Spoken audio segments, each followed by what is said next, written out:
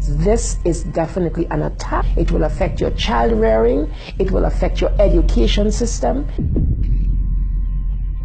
This is instructions for the teacher in the classroom to ask her or his students, how do people express their sexual feelings? Oral sex, masturbation, anal sex, massage, holding hands, touching each other's genitals, saying, I like you. It is pornography men, especially on the House floor, did not want to look at. We couldn't show this on the television news, but yet we want our fourth grade children to be looking at this book. The World Health Organization standards for sexuality education in Europe actually suggest that children ages 0 to 4 should be given information about masturbation and given the right to explore their gender identities. For ages 4 to 6, children should be taught about same-sex relationships and respect for different norms regarding sexuality. Some of the objectives of the UNESCO Sexuality Education Guidelines include teaching children at age 9 about sexual stimulation and the definition and function of orgasm, and at age 15,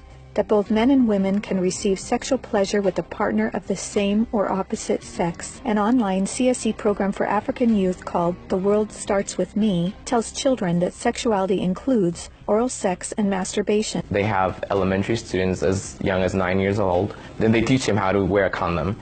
And they have this plastic genitalia, and they even have young girls. They're teaching them how to put a condom on a male genitalia and boys how to put a condom on a woman genitalia without the knowledge and consent of the parents. They're giving them handouts, negotiating sexual encounters with other students.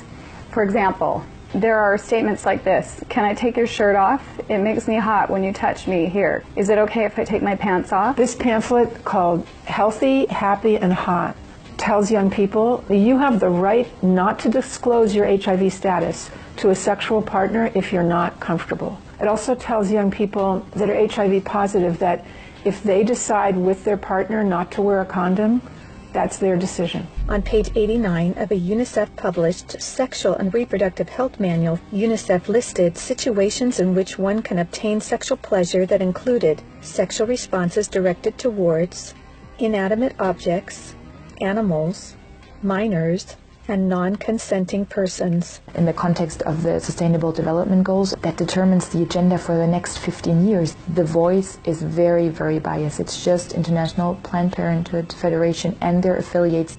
It's All One, however, like most CSE programs, is really just cleverly disguised abortion rights, sexual pleasure education, masquerading as human rights, gender, and sexual and reproductive health education. It aggressively promotes abortion.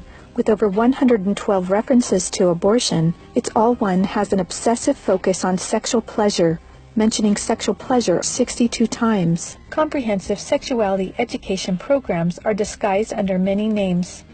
They may be called comprehensive sex or sexual education, education on human sexuality, reproductive health education, information on sexual and reproductive health, family life education, teen pregnancy prevention, rape prevention, anti-bullying programs, HIV/AIDS prevention, and sometimes even abstinence or abstinence plus education. One of the handouts that concerns me the most is called The Genderbread Person. They teach that gender is a spectrum, that you can choose to be whatever you want. Say no to CSE! Say no to CSE! We've got to stop it.